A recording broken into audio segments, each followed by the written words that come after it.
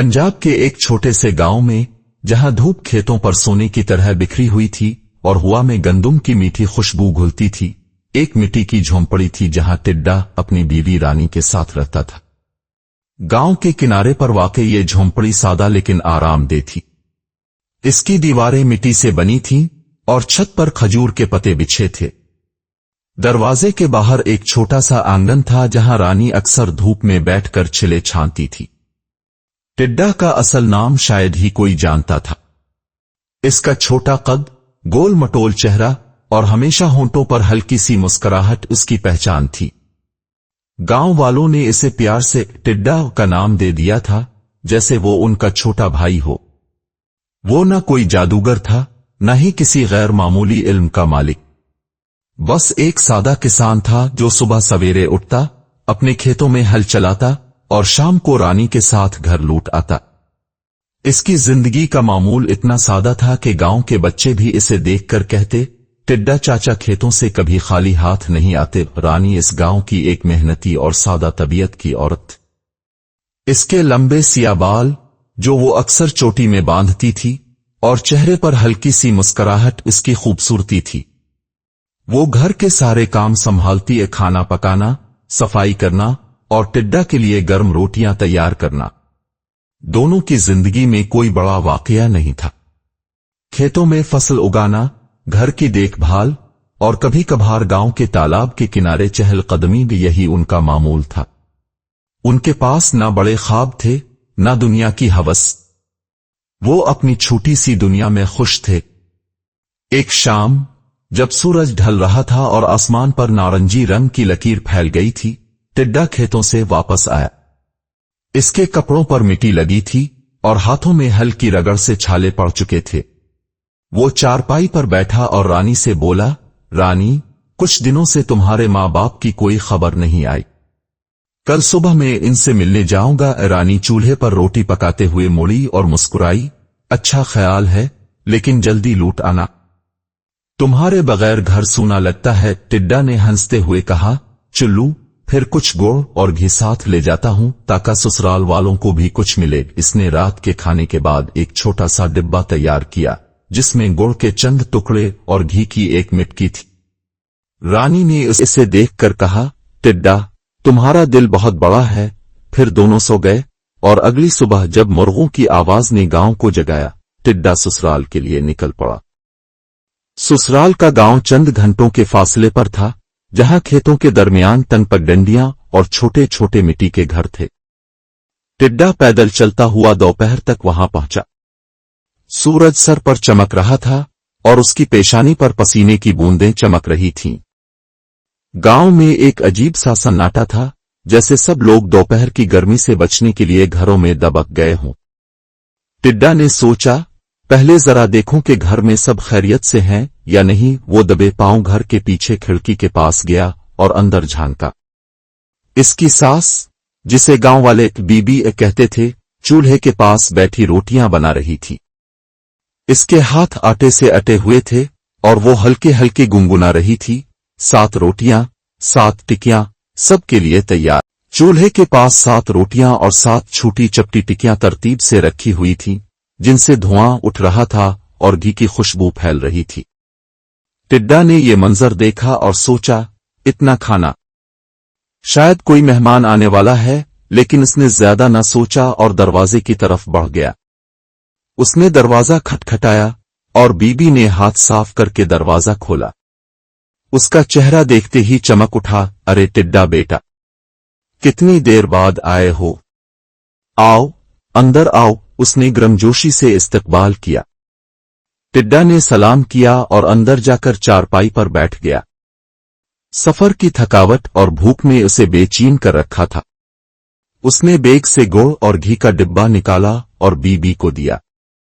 बीबी ने खुश होकर कहा, बेटा, तुम तो हमेशा कुछ न कुछ लेकर आते हो। फिर इसने पूछा, रानी कैसी है? टिड्डा ने जवाब दिया, बीबी, वो खैरियत से है, बस आप लोगों की याद आ रही थी। गुफ्तगू के दौरान उसकी नजर चूल्हे की तरफ गई और भूख से बेकाबू होकर उसके मुंह से निकला, बीबी, आज तो 7 रोटियां और 7 टिकियां बनी हैं ना। मुझे बड़ी भूख लगी है। बीबी के हाथ से रोटी का पेड़ा गिरते गिरते बचा। वो हैरानी से बोली, टिड्डा, तुम्हें कैसे पता चला? मैंने तो किसी से जिक्र भी नहीं किया। टिड्डा को खुद नहीं मालूम था कि इसने ये क्यों कहा। वो तो बस वही बोला जो उसने खिड़की से देखा था। लेकिन इसने मुस्कुराते हुए कहा, बीबी, बीबी। दिल ने कहा कि आज कुछ खास बन रहा है। बीबी ने इसकी बात को संजीदगी से लिया। इसके दिल में यह ख्याल बैठ गया कि टिड्डा कोई आम आदमी नहीं, बल्कि इसे गैब का इल्म है। बीबी ने फौरन उसे खाना दिया, गर्म रोटियां, घी में भुनी हुई टिक्कियां और दाल का प्याला। टिड्डा ने मजे से खाया और खाने के बाद बीबी से घंटों गुपशप की। जब वो वापस अपने गांव गया, बीबी ने गांव में ये बात फैला दी कि मेरा दामाद गैब की बातें जानता है। बीबी की बात गांव में जंगल की आग की तरह फैल गई। लोग कहने लगे, टिड्डा तो कोई खास आदमी है। चंद दिनों में ही लोग उसके घर के बाहर जमा होने लगे। कोई अपनी गुमशुदा बिक्री का पूछता, कोई अपने खोए हुए पैसों का। रानी भी हैरान थी कि ये सब क्या हो रहा है, लेकिन टिड्डा के पास कोई जवाब न था। वो सोचता, मैंने तो कुछ नहीं किया, फिर ये लोग मुझसे क्या उम्मीद लगाए बैठे हैं। एक दिन गांव का किसान लाल दीन इसके पास आया। उसका गधा खो गया था, जो उसके लिए इसकी जान से बढ़कर था। टिड्डा भाई, मेरा गधा कहाँ है? तुम तो सब कुछ जानते हो, लाल दीन ने हाथ जोड़कर कहा। टिड्डा के हाथ पांव फूल गए। इसे क्या पता था कि गधा कहाँ है, लेकिन वो खुद को संभालता हुआ बोला, रात को मैं हिसाब लगाऊंगा। कल सुबह तुम्हें बताऊंगा। रात को जब गांव सो रहा था, टिड्डा चुपके से निकला। चार रखा था। वो गांव के खेतों, तालाब के किनारों और जंगल की पगडंडियों पर गधे को ढूंढता रहा। रात के तीसरे पहर उसे एक खेत से गधे की आवाज सुनाई दी। वो नदमी रात थी और सितारों की चमक ने पगडंडियों को रोशन कर चुपके से करीब गया और देखा कि गधा रस्सी तोड़कर भागा था और अब एक खजूर के दरख्त से बंधा हुआ था। टिड्डा ने सुकून का सांस लिया और वापस घर चला गया। अगली सुबह जब लाल दीन आया, टिड्डा ने एतमाद से कहा, फुला खेत में जाकर देखो। लाल दीन गया और गधा वहीं मिला। वो खुशी से चलाया, टिड्डा भाई मौजिज़ा है। गांव वालों ने इस वाक़ये को खूब उछाला। लोग नारे लगाने लगे, टिड्डा जी सब जानते हैं। टिड्डा के लिए ये सब एक ख्वाब जैसा था। वो रानी से कहता, ये लोग मुझसे क्या चाहते हैं? मैं तो बस एक किसान हूं। रानी ने इसका हाथ पकड़कर कहा, टिड्डा, शायद अल्लाह ने तुम्हें कोई खास काम के लिए चुना है।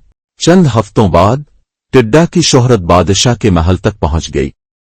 बादशाह का महल शहर के वस्त में एक बुलंद-ओ-बाला इमारत था, जहां सोने के मीनार चमकते थे और रंग बरंगे झंडों ने इसकी शान बढ़ाई हुई थी। महल के चारों तरफ बुलंद दीवारें थीं और दरवाजों पर सिपाही खड़े थे।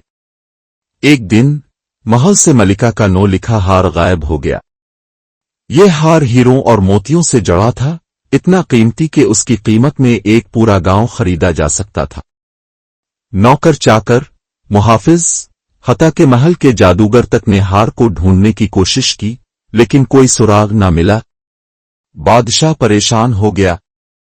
इसके एक वजीर ने कहा, बादशाह सलामत, एक आदमी है टिड्डा, जो गुमशुदा चीजों का पता लगा लेता है। क्यों ना इसे बिला कर देखें? बादशाह ने फौरन हुक्म दिया कि टिड्डा को दरबार में पेश किया जाए। जब यह खबर टिड्डा तक पहुंची, इसके होश उड़ गए। वो रानी से बोला, अब तो फंस गया। गांव वालों को तो बहला लिया, लेकिन बादशाह के सामने क्या करूंगा? रानी ने इसे तसल्ली दी, टिड्डा, अल्लाह पर भरोसा रखो, जो होगा अच्छा होगा। लेकिन टिड्डा के दिल में खौफ का तूफान उठ रहा था। उसे घसीट कर दरबार में लाया गया। दरबार में बादशाह एक बुलंद तख्त पर बैठा था। इसके अर्द गिर्द वजीरों और सिपाहियों की कतारें थीं। इसका ताज सोने और जवाहरात से चमक रहा था और उसकी आवाज में रोब था। उसने पूछा, टिड्डा, क्या तुम मेरी मलिका का हार ढूंढ सकते हो? टिड्डा के मुंह से बमुश्किल आवाज निकली। वो कांपते हुए बोला, बादशाह सलामत, मुझे 7 दिन का वक्त दीजिए। मैं जरूर कोशिश करूंगा, बादशाह ने इजाजत दे दी। टिड्डा महल के दरवाजे पर बैठ गया और खुद कलामी शुरू कर दी। जनवरी 7 दिन बाकी है। जनवरी 6 दिन बाकी हैं। वो बस अपनी परेशानी में बड़बड़ा रहा था। लेकिन इत्तेफाक से महल की एक नौकरानी, जिसका नाम वाकई जिंदड़ी था, इसे सुन रही थी। वो एक छोटे कद की लड़की थी, जिसके चेहरे पर खौफ की लकीरें खिंच गईं। वही नौकरानी थी जिसने हार चारा था। इसे लगा कि टिड्डा इसका नाम जानता है और 7 दिन बाद उसे बेनकाब कर देगा। रात को वो रोती हुई टिड्डा के पास आए। टिड्डा जी, मेहरबानी करो, मेरा नाम ना लेना। हार मैंने चारा था। मैं इसे गुस्ल खाने की दीवार में छुपा देती हूं। अगले दिन टिड्डा ने बादशाह से कहा, गुस्ल खाने की दीवार चेक करवाई। जब तलाश की गई तो हार वाकई वहीं से बरामद हुआ। बादशाह बहुत खुश हुआ और चलाया, टिड्डा सच्चा वली है। उसने टिड्डा को अपना रूहानी मुर्शिद बना लिया और हर काम में इससे मशवरा लेने लगा। अब टिड्डा फंस चुका था। इसकी शोहरत आसमान से बातें कर रही थी, लेकिन वो जानता था कि ये सब झूठ पर मबनी है।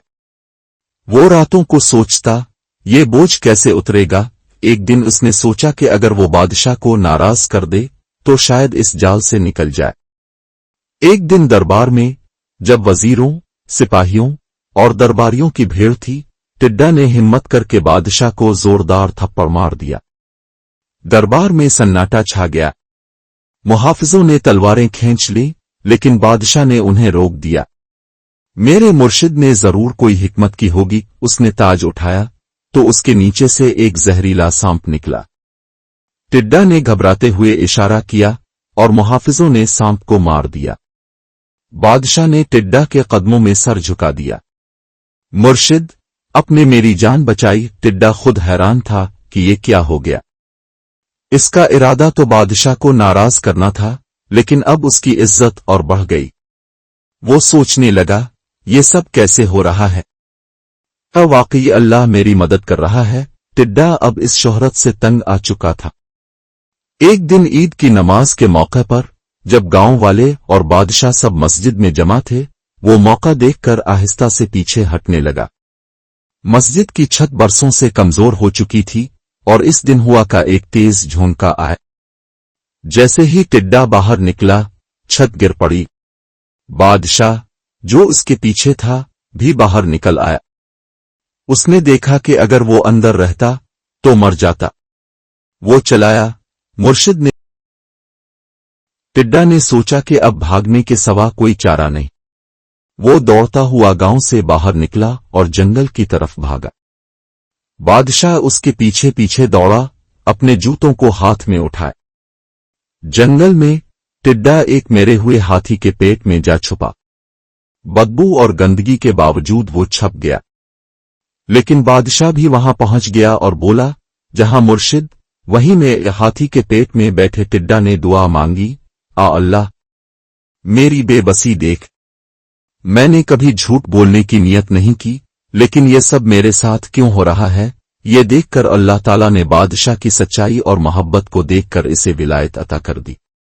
बादशाह की आंखों में नूर आ गया और इसे सच्चाई नजर आने लगी।